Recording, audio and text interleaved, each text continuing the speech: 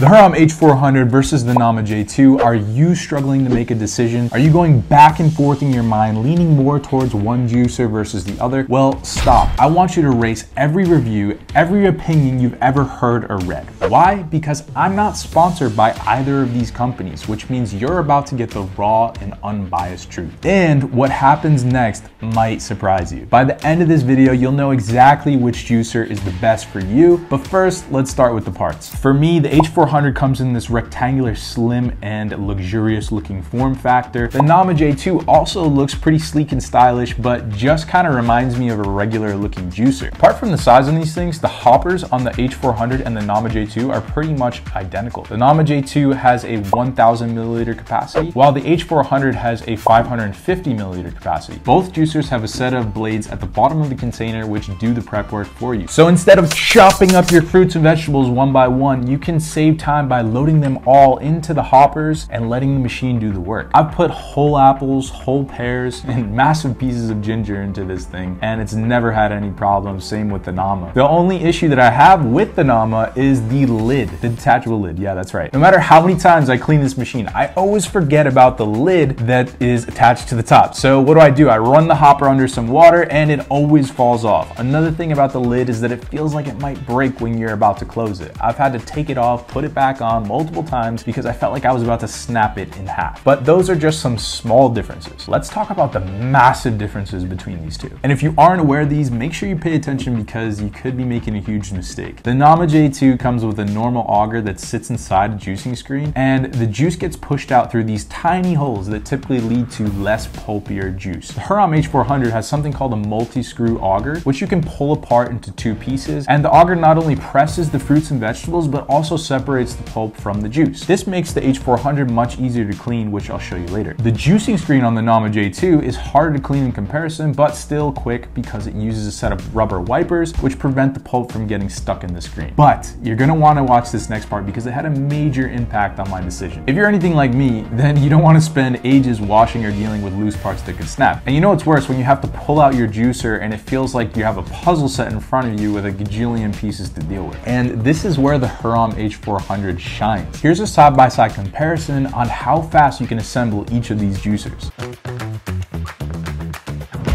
For the Nama J2, it took 43 seconds, but that was only after I got used to using it. The first couple times, it actually took me over 2 minutes to put together, so it's a bit more complex than this machine here. The Hurom H400 only took 12 seconds to assemble, and just think about how much more use you're gonna get out of your juicer when it takes half the time to assemble the machine. Plus, if you wanna make sorbets, Nama makes you buy a separate strainer, but with the H400, you can make sorbets without any new attachments. So this point goes to the Hurom H400. But now we gotta talk about the weight and the size. The H400 weighs about 14.8 pounds, while the Nama J2 weighs about 12.1 pounds. There's about a 3-pound difference there. Now, both of these juicers are pretty tall, and I've found that they can pretty much fit underneath your kitchen cabinets, but depending on your setup, it could be a close call. Neither of these machines are portable, but because the Nama J2 is about 2 pounds lighter, I'm gonna go ahead and give it the W on this one. Next, let's talk about the noise. Whether you're a night owl or an early bird, you don't wanna wake up a cranky partner or a crying baby because your juicer is too loud. Nobody needs that unnecessary stress in their life. So what I did was I measured the noise level on each of these machines. The H400 averages around 60 decibels, while the Nama J2 averages around 59 or 60 decibels. And for those who don't know, your average blender is 100 decibels plus, so there's not really much of a difference here with this one. I'm gonna call it a tie. But the next part is what most people are dying to find out. Does the H400 have a better yield, or does the Nama J2 do better? What I did was I measured out identical ingredients for both of these juicers. To accurately assess the juice yield, I picked 4 pieces of produce to measure: celery, ginger, oranges, and leafy greens.